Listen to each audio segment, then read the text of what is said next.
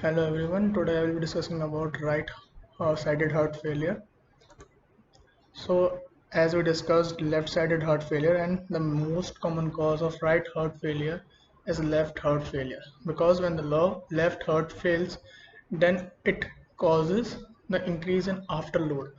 It means congestion, and when congestion is there, dyspnea will occur, and it will further going to lead to the pulmonary hypertension, due to which the right ventricle will not be able to push harder into the lungs, and there will be volume stagnation in the ventricle of the right side, and there will be increase in preload, which will lead to right heart failure.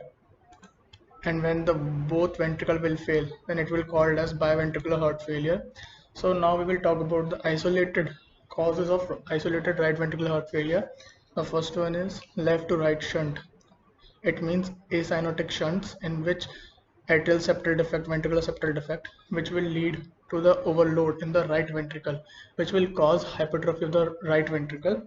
And when hypertrophy occurs, it will lead to increase of oxygen demand, because more muscle cells will be generating, and which will lead to ischemia and systolic failure.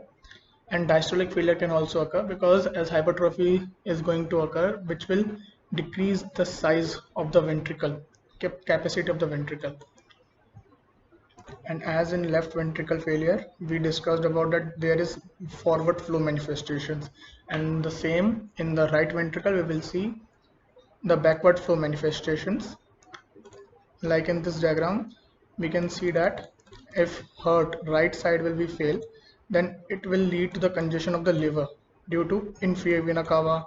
There will be congestion in the superior vena cava, external jugular vein, and these all basics will help in later understanding the consequences of the right sided heart failure.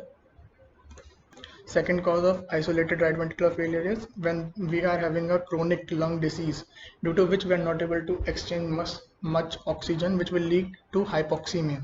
And when hypoxemia occurs in the lungs, that vessels will undergo constrictions. And when constriction occurs, it will make harder for the right ventricle to pump blood into the lungs, leading to pulmonary hypertension. And as right ventricular will not be pumping much, and it will need more strength, will then right ventricle will go under hypertrophy, and it will go finally to right ventricular heart failure. This phenomena is known as cor pulmonale. And the third is tricuspid regurgitation, as the much blood is not coming out of the right ventricle, and it will go undergo hypertrophy, and the same it will go to failure. So let's understand the consequences of right-sided heart failure.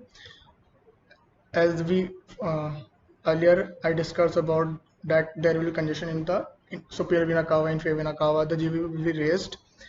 There will be hepatosplenomegaly, as there will be liver congestion. In one diagram, the right-sided failure, there will be fatigue, peripheral venous pressure will be increased, ascites will be there, enlarged spleen and liver will be there. There may be COPD symptoms, due to which cor pulmonale can occur. Distended jugular veins can be there, weight gain, there will be dependent edema. Okay, so this pitting edema is specific for right ventricular failure, as there is less venous return. Then the fluid will accumulate in the intercellular space, leading to edema, and it is specific for right ventricular heart failure.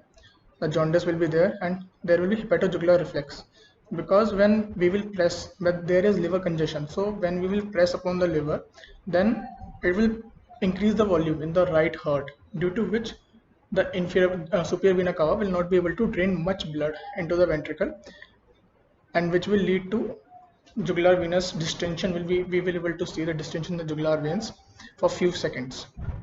This is known as hepatojugular reflex. And at the end, the most lethal uh, thing that both heart failure can cause is arrhythmias. As in heart failure, the muscle wall are stretching and thinning, and muscle walls are becoming thick also, and these both will lead to the disturbances in the conductivity of the signals. And when the signals are affected, conductivity is affected, then they will lead to arrhythmias. So okay, in the next video I will be talking about cardiomyopathy.